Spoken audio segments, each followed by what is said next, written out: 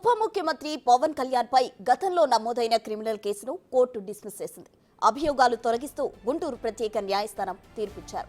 వాలంటీర్లు అసాంఘిక శక్తులుగా మారారని ఆరోపించారంటూ 2023లో Guntur public prosecutor ఫిర్యాదు చేయగా పవన్ కళ్యాణ్ పై 499, 500 ఐసీసీ సెక్షన్ల కింద కేసు నమోదు చేశారు. దీంతో పవన్ హైకోర్టును ఆశ్రయించారు. అయితే విచారణలో తాము ఫిర్యాదు చేయలేదని వాలంటీర్లు చెప్పారు. దీంతో కోర్టు కేసును ఎత్తేస్తూ ఉత్తర్వులు ఇచ్చింది.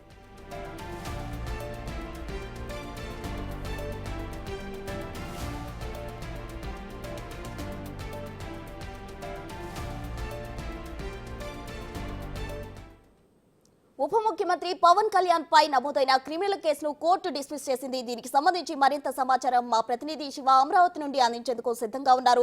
శివ, చెప్పండి, అయితే అసలు విచారణలో ఏం జరిగింది, ఎందుకు కోర్టు డిస్మిస్ చేసింది?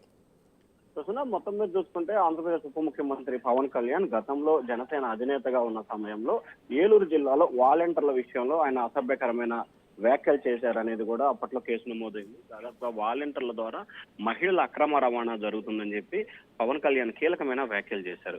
వాలంటీర్లు అసాంఘిక శక్తులుగా మారారని చెప్పి 2023 జూలై 29న ఆయన ఏలూరు జిల్లాలో వ్యాఖ్యలు చేశారు. దీనికి నేపథ్యంలో విజయవాడ న్యాయస్థానంలో అలాగే గుంటూరు జిల్లా తుళ్లూరులో కూడా ఆయనపై పోలీస్ స్టేషన్ లో కేసు నమోదైంది.